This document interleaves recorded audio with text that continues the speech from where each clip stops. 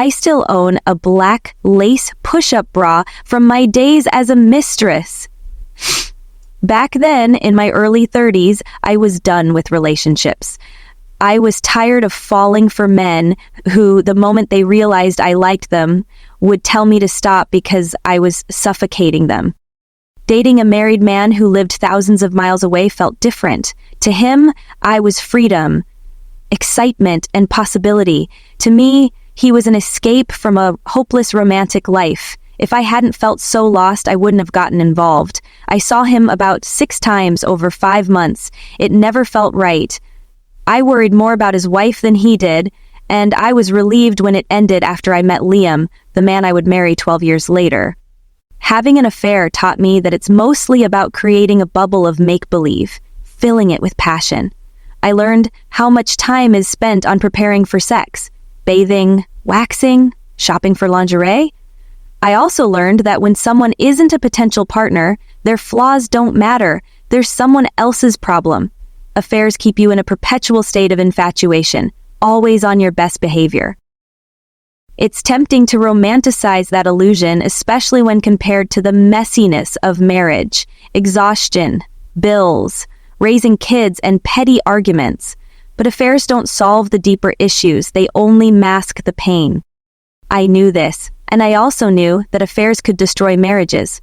What I didn't know was that some marriages could survive, and even grow stronger after being shattered. Mine, it turns out, was one of those. In December 2018, 9 days before Christmas, Liam sat me down and confessed to having an affair for 3 years. I'll never forget the look on his face, terrified, crumpled, trembling. He said it was over, he regretted it, and he wanted our family, me, our 3 children, and our life together. He promised not to contact Lisa, the woman he had been involved with. But he also admitted he had loved her. She was smart, funny, and daring. She was married too, with small children, one of whom she'd just returned to work from after maternity leave. She even introduced Liam to her family. He also revealed they hadn't used birth control. I was hurt, shocked, heartbroken, furious, and utterly lost. There are no words to fully describe how I felt in the weeks that followed. I was devastated, betrayed, humiliated, and consumed by rage. I barely ate or slept. I drank vodka without feeling drunk, tore apart his belongings, and swung between crying and screaming at him. And yet one thing was clear. I wasn't ready for a divorce. I was too broken to make a rational decision. More than that, I needed to understand how my husband, who now felt like a stranger, had changed so much. The year after his confession was brutal. We both went to therapy. Night after night, we talked. I yelled, he listened. I asked questions, he answered. His willingness to talk, even when it hurt, helped me trust him again. Most importantly, he apologized, again and again. I'm sorry became a lifeline. There were even moments when I felt pity for him. He had come into our marriage with so little experience in relationships, and sometimes I was strangely attracted to him even though I still hated what he had done. I write this because no one told me what this journey would be like. When I reached out to friends asking if they knew anyone whose marriage had survived an affair, no one could help. Other couples might have made it through, but no one was talking. What is the difference between trust and taking someone for granted? Looking back, I realize I had trusted Liam so completely that I took him for granted, not because I planned to. No, I thought we were just going through a rough patch, like every marriage does. We even had weekly date nights, convinced that we were doing everything right. But I had also grown resentful over the years. Raising kids had drained me, and I had stopped appreciating him. My resentment and his anger had created a distance that Lisa was able to fill. Falling back in love? It's hard to fall back in love with someone after 12 years, especially when betrayal sits like a stone between you. There's no rush of first love to sweep you forward, only the cold reality of shared history and the hurt it carries. But we cared enough to try, even if the effort felt like fumbling in the dark. The rules we set were simple: talk about feelings without blame, listen to each other, spend time together. But living them out was anything but. Our conversations often started calmly, only to spiral into shouting matches. Sometimes I stormed out of the room, unable to bear the weight of his guilt or my anger. Other times I stayed and fought through the tears, asking questions I both needed and dreaded to hear the answers to. There was one night I'll never forget. We had taken the kids to bed after a long day and sat together in the living room. The air was heavy with unspoken words. Finally, I asked, "Why her, Liam? Why did you choose her over us?"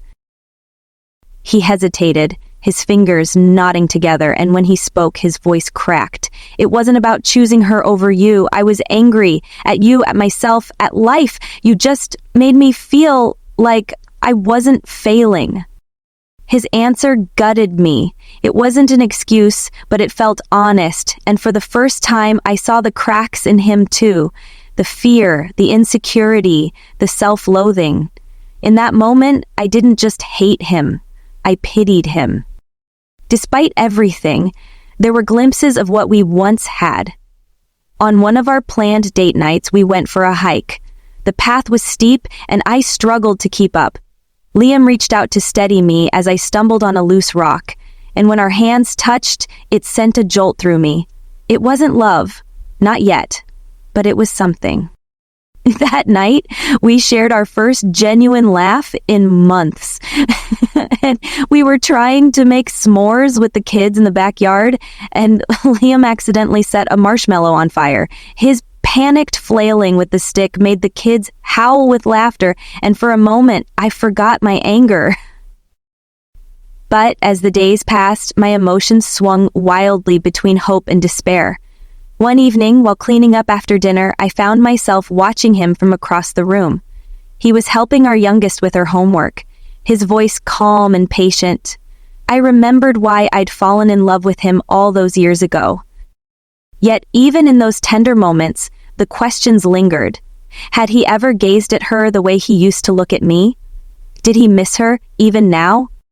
One night, as we lay in bed, I turned to him in the dark. "Do you think we'll ever be okay again?" My voice was barely a whisper. He sighed, reaching for my hand. "I don't know, but I want to try. For you, for the kids, for us." And so we continued, stumbling, falling, and picking each other up again. Each day was a test, a fragile balance between rebuilding trust and confronting the past. I found myself clinging to the small victories, a shared smile, a lingering touch, the way his eyes softened when he looked at me. But even as the cracks began to heal, I knew one thing for sure: the road ahead would not be easy. To a new beginning. Although it's too early to say how this will end, there are days when I'm horrified to think I stayed with someone who betrayed me. But our marriage is also stronger in some ways. Liam is more open, and I've started to notice the good in him again. A few weeks ago, I found that old push-up bra in the back of my closet. Embarrassed, I put it on for Liam. He liked it. But during sex, my thoughts spiraled. Did he touch her like this? Were her breasts better than mine? He held me while I cried, reminding me, "I'm with you now. I love you now. Let's make this better." I blew my nose, took a deep breath, and stayed in his arms. Despite everything, this is still where I want to be. And here comes the weight of memories. The days that followed were a mix of fragile peace and unexpected turbulence. Liam's efforts to reconnect with me didn't go unnoticed. He brought me flowers when I wasn't expecting them, cooked dinner on nights I felt too drained to move, and made a point of tucking the kids in early so we could have time together. It was sweet, thoughtful, and oddly unsettling. Part of me wanted to embrace his efforts, but another part questioned their sincerity. Were these gestures genuine, or were they attempts to wash away his guilt? One evening, as I folded laundry in the bedroom, Liam walked in holding an old photo album. "I thought we could go through this together," he said softly. I hesitated, but curiosity got the better of me. We sat on the bed and flipped through the pages, the memories of our early years flooding back. There we were on our honeymoon, grinning ear to ear on a sun-drenched beach. There was Liam holding our firstborn in the hospital, his face a mixture of pride and awe. For a moment, I felt an ache of longing for the life we used to have. But as we turned the pages, I couldn't help but wonder, was he thinking about her too? Were our memories enough to keep him anchored here with me? The small steps we took.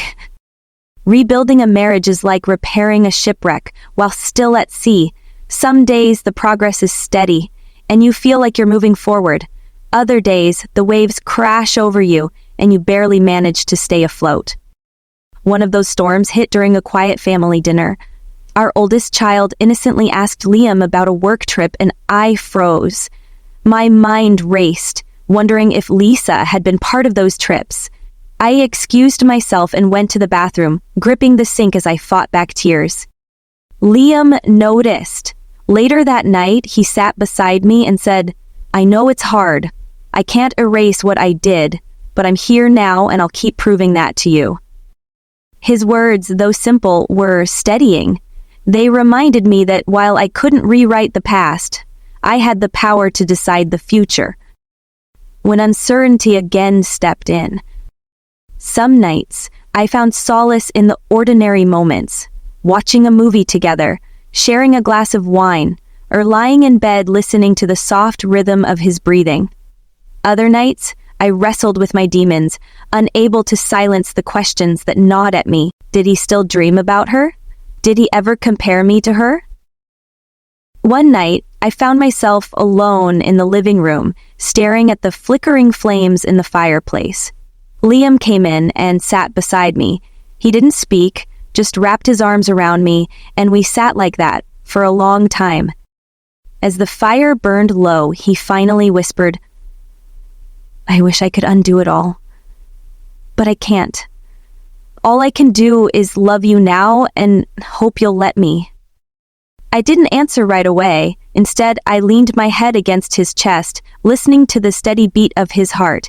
It was familiar and strange all at once, a reminder of the man I'd married and the man he was becoming. The path ahead was uncertain, and I knew there would be more storms to weather, but for the first time in a long time, I felt a glimmer of hope. Not for a perfect marriage, those don't exist, but for a real one, built on honesty, effort, and the willingness to begin again. I didn't know if we would make it, but I knew one thing for sure. I was ready to try.